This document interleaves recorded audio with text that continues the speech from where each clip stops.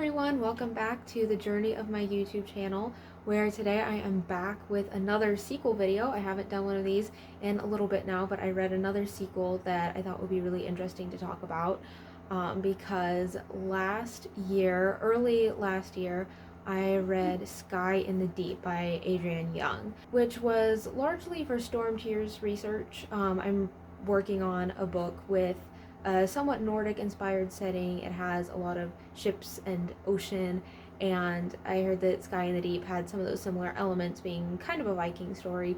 And also, I just had a lot of friends who loved it and who would say this is one of my favorite books ever. So that was compelling, and I finally read it early last year.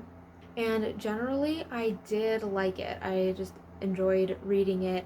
The prose is incredible. There are not a whole lot of books where the writing itself is kind of my favorite thing about it, but that was the case, I would say, with Sky in the Deep. It just had some incredible world building, and then the sensory details are just kind of mind-blowing sometimes. I just got it from the library. I sort of wish I owned a copy of it just so that I could go through and mark it up, all the places where the sensory details were just stunning. And this world building, it's not like there's a really complex magic system, there's not a super complex government structure or anything. It's not like this very elaborate multi-layered Brandon Sanderson universe or anything. It's basically just a somewhat fictionalized, fantasized version of what it might have been like to live as a Viking, to live somewhere in Scandinavia, somewhere 1,500 years ago or something. So it feels very down to earth and real world, but the way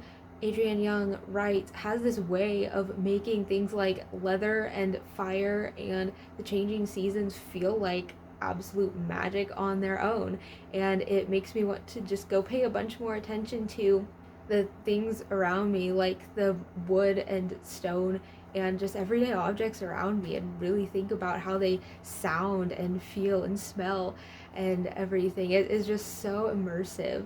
So again, overall, I really enjoyed it, but I wouldn't say that it ended up being one of my favorite books. For one thing, the theme felt a little bit obvious, because the theme of the book, somewhat spoilers, but not to a large extent, you can kind of get this from the back cover. The theme of the story is basically that the main character sees this other tribe that her tribe always fights. She sees them as the bad guys and they're the enemy, and she kind of has to discover that everybody has more in common than she thought, and they can all kind of get along, which is fine. It is okay, it works.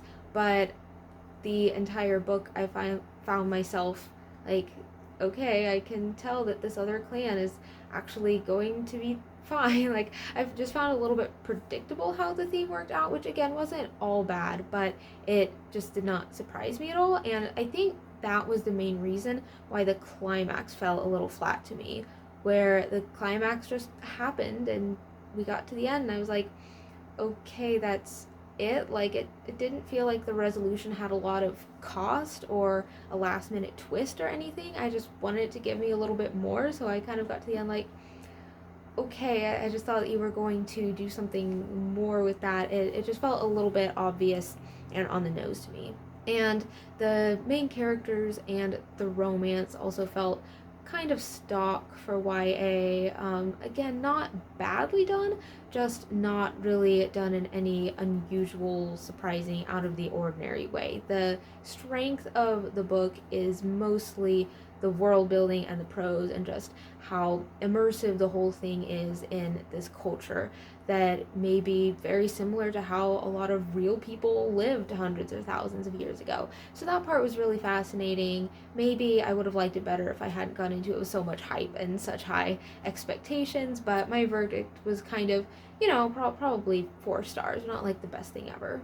But I still liked it well enough that I was interested in the author, and a little bit after reading Sky in the Deep, I think it was, I found out about The Girl the Sea Gave Back, which is a sequel to Sky in the Deep. I didn't exactly realize that when I got started with this. I thought it was more just by the same author in the same universe.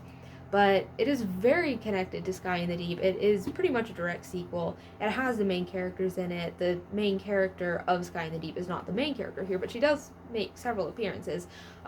So maybe that's a little bit of a spoiler, but I don't think it should be. Like, this is a sequel, guys. And this is even more similar to my book, Search for the Storm Tears, in some ways. The setting and the plot still has a lot of differences from my book, but it is more similar. So this is kind of a writing research read for me.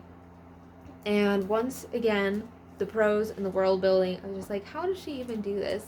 Like, I would feel like I could hear a sound that she was describing or smell what she was describing. I have not read many other authors that are that immersive and interesting with their sensory details, where she can take, again, something ordinary and just make it seem really amazing and unique and special with the way that she words it, and it all flows together really well, and it is just kind of hypnotic to read. It's kind of hard to stop reading because it just keeps flowing, and this would be one of those books where I would read it and then be like, oh, that was 3 chapters. I was only going to read 1 chapter. But I think the main difference for me from Sky in the Deep was that the theme of this one felt more relatable to me, because the theme is something kind of along the lines of, how do you deal with it when it feels like something was just fated to happen? Like, can you really change the future? How do you deal with the things that have already happened in the past when it seems like those things are going to force a certain future to happen? And there's this grappling with, like, why did these hard things happen to us, and is there anyone that we can trust to make things better in the future? And that just felt like a much more universal theme to me, because not everybody is in a blood feud with another tribe and has to learn that you don't actually have to kill everybody from another tribe, but everybody has to deal with hard things in their lives sometimes and say, why did this happen? Or everybody has to ask sometimes, could I really have changed the outcome of this situation? So I personally just related to that theme more, and I think that made the plot more interesting for me too. I found it less predictable. I did somewhat predict what was going to happen, but I found it less obvious than Sky in the Deep, so that kept me more engaged too. And I would say that the side characters specifically felt more dimensional to me in this one. In Sky in the Deep, there are some dimensional side characters too. I liked all the side characters. I really liked Halvard from Sky in the Deep. He was kind of one of my favorites. He's this fun little boy, and semi-spoiler again, but it shows up in chapter 2. He's one of the main characters of this book. So I really enjoyed that. But yeah, the side characters in this book, I almost felt like had more dimension than the main characters in some ways, because the 2 main characters did again feel a little bit more stock, just kind of standard YA characters. There was nothing about them that felt just like super unique or original or different. They worked, they were fine, they just didn't amaze me with how special they were or how unique their arcs were or anything. But I did find myself liking them a little bit better than the Sky in the Deep main characters anyway, because the main character of Sky in the Deep, I don't know how you're supposed to say her name. I've been saying it Aelin. Is it Elin? I don't know how you say her name. But she's like very violent, which is, again, part of her arc, but it made her a little bit less likable for me than Tova. Now, disclaimer, a big part of her character and the plot is fortune telling, so if you're not comfortable with reading about that, then this is probably not the book for you.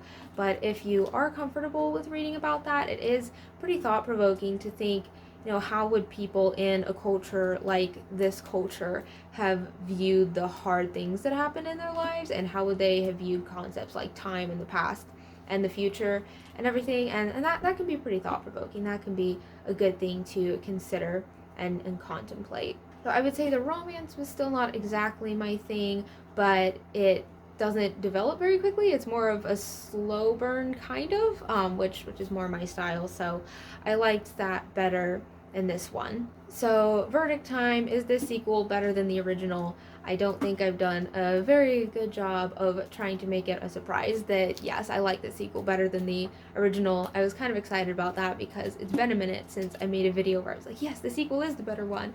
So yeah, I like Sky in the Deep okay, but The Girl the Sea Gave Back is the better one in my opinion. I think the writer grew between the two books, and I would be interested in reading the other stuff that she's written in the name of Storm Tears research. Of course, this is all strictly for work purposes and not at all for pleasure.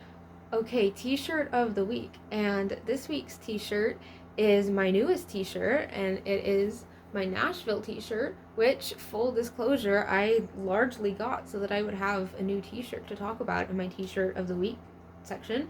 But it's a great t-shirt. I like that it's blue and gold, and it's a nice fabric, and I got it on my trip to Nashville, predictably.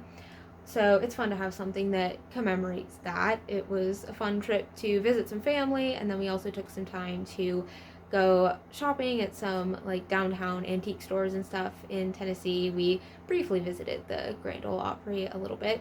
So yeah, that was a fun trip. I enjoyed being in kind of an artsy city as a writer, and I am glad to have this t-shirt to remind me of that adventure. Okay, that's all for this time. It's nice to get back to a little bit shorter videos instead of the really long ones. Thank you for watching. Once again, if you liked that, don't forget to, like it and subscribe and leave a comment letting me know again about your favorite sequels. If you want me to keep making these videos, I have to have sequels to make them about, so let me know what sequels are better than the originals or much worse than the originals. I can make videos about that too. So let me know if you've been enjoying these videos or if you have other ideas for what I should make videos about. And until I do make those videos, thanks for journeying with me. Bye!